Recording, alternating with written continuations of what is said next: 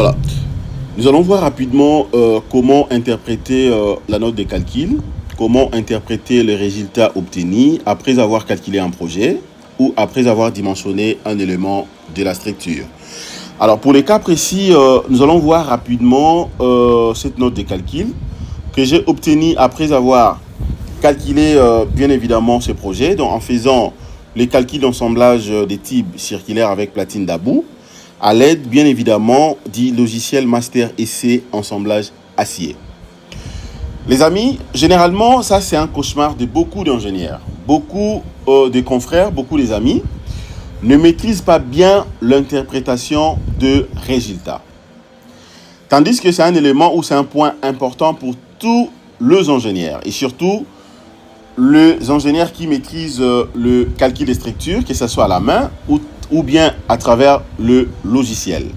C'est toujours important de bien interpréter le résultat afin de permettre à ce que la construction, voire même l'exécution, soit bel et bien facile et bien réalisée. Voilà, donc l'interprétation doit être correcte sur tous les projets. Même si vous travaillez sur Robot Structural Analysis, que ce soit sur Master EC Assemblage Acier, même sur Tecla Structure, même sur Acobri, même sur Revit Structure, même sur n'importe quel projet ou n'importe quel logiciel de calcul des structures ou des dimensionnements, l'ingénieur doit maîtriser l'interprétation de résultats. Alors, j'aimerais tout simplement énumérer quelques points rapidement qui vont justement vous aider de bien maîtriser l'interprétation des résultats. Vous allez comprendre une chose. Là, je suis devant la note de calcul que je viens d'obtenir. OK? Je suis devant la note de calcul. Je peux parcourir ça rapidement. OK? Regardez tous les éléments que je viens d'obtenir. Tout est détaillé. Voilà, tout est détaillé. Vous voyez? Alors, mais déjà, ce qu'il faut savoir, c'est que l'interprétation des résultats dépend également d'un logiciel à un autre. Je m'explique.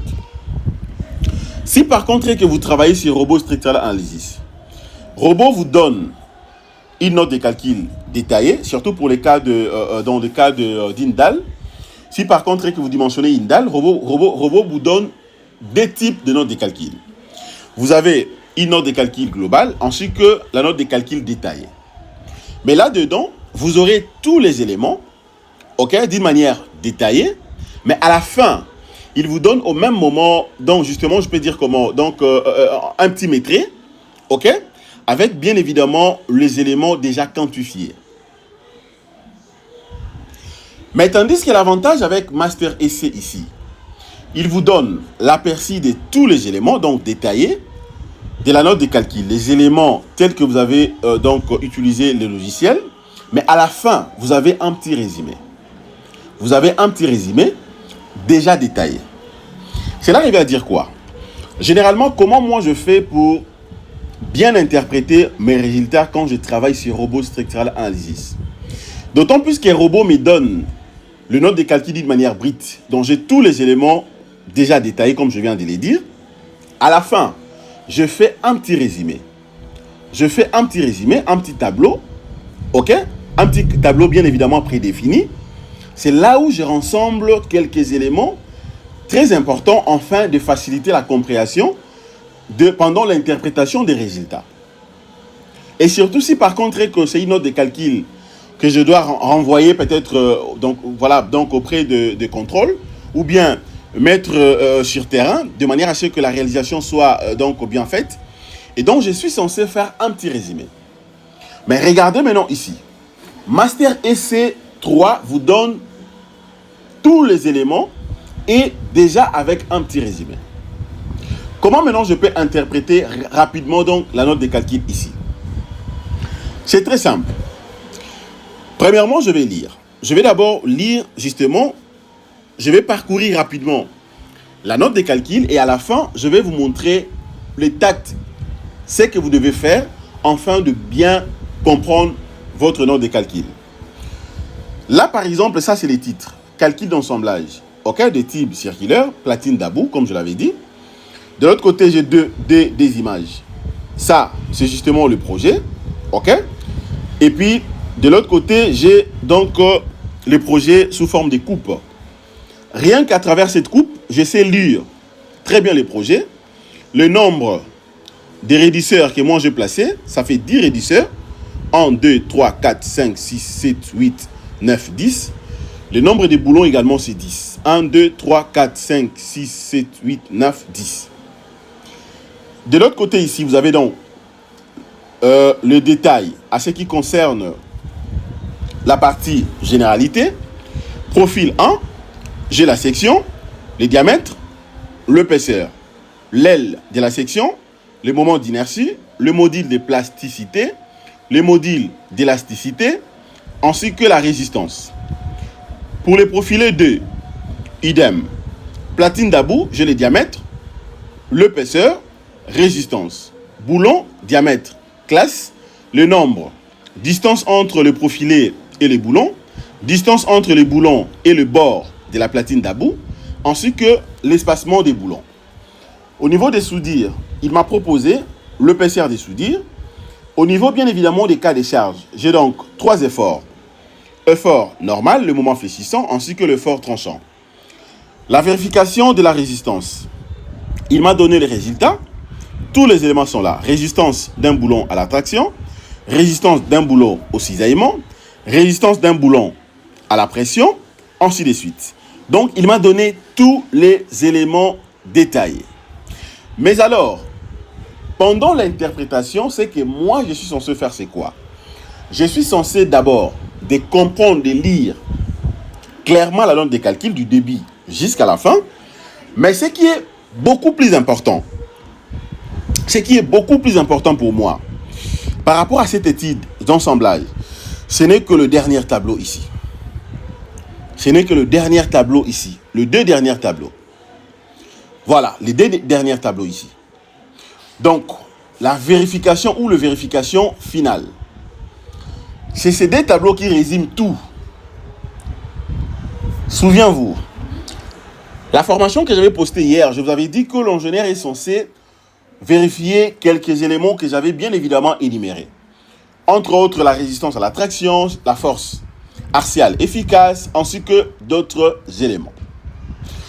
Par exemple, ici, rien qu'au niveau des deux vérifications ici, deux tableaux, le premier tableau, un petit résumé de vérification d'assemblage du profilé 1.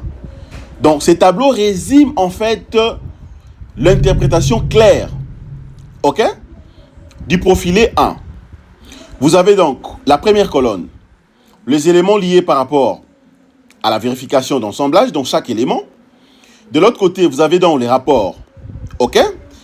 Ici, la résistance, bien évidemment, du point de vue point ciblé. Et enfin, les ratios. Là, par exemple, la résistance à la traction. Ok, la force ou l'effort normal que moi j'avais appliqué, c'était de 5 kN.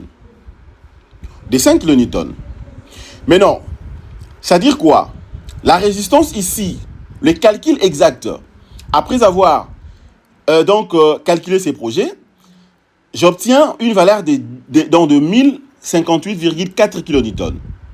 Les ratios, c'est 0. Et donc, cela revient à dire que la résistance à la traction ici, ça tient. Ça marche sans problème.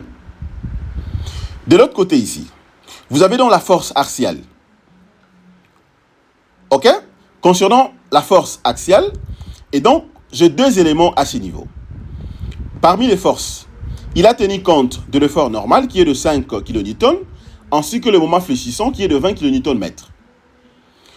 Au point A, il m'a donné la valeur de la résistance, les 0,26 mégapascal. Et puis de l'autre côté, il m'a donné également la valeur des moments du point de vue résistance qui est de 18,55 mégapascal. Les ratios, il m'a donné donc un ratio de 34%. Donc ça tient, tout est correct. Troisièmement, il m'a donné également la résistance des soudires. La valeur obtenue ici, telle qu'appliquée, de 3,06 mégapascal. La résistance, ça fait 360 mégapascal, les ratios c'est 1. La résistance de la section à la traction. Cela est dit par rapport à l'effort normal, qui est donc de 5 kN. La résistance, 4467,07. Les ratios 0, c'est bon. Et enfin, il m'a donné la résistance de la section au cisaillement. Cela est dit justement par rapport à l'effort tranchant, qui est égal à 10 kN. La résistance égale à 984,92 kN. Les ratios égales à 1. Ça va de même de l'autre côté. Vous allez remarquer que j'ai exactement les mêmes éléments. D'autant plus que les deux sections de profilé, ont bel et bien les mêmes éléments, ce qui concerne la section, le matériau, ainsi que d'autres éléments que j'ai utilisés. À la fin, il m'a dit ceci. L'assemblage satisfait aux conditions de la norme, bien évidemment, Eurocode, tel qu'énuméré ici, Eurocode 3. Alors, parmi les remarques, il me dit que, avertissement, conditions d'espacement minime, donc minime et max, du boulon, n'est pas satisfaite du tableau 3.3, c'est-à-dire si c'est là dépassé. La distance épaisseur 15.45, inférieure à 1.2, 2D 0 égale à 26.4. C'est-à-dire je peux arrondir, je peux prendre soit ça, ou soit je peux donc me limiter par rapport à cette valeur. Donc rien que par rapport à ça, le deux tableaux résume en fait l'interprétation claire de la note de calcul. C'est très très très facile. Donc je peux ou à ne pas parcourir toute la note de calcul, rien qu'avec le deux tableaux, je comprends exactement le projet. Je comprends clairement le projet. Je comprends clairement les projets. À ne pas confondre. Il y a une différence entre l'interprétation d'une note de calcul et l'interprétation d'un plan d'exécution ou d'un plan de ferraillage. C'est différent. Au niveau de plan d'exécution, ou je peux dire que au niveau des plans d'exécution, c'est-à-dire que là, vous allez donc faire face aux éléments à ce qui concerne la section.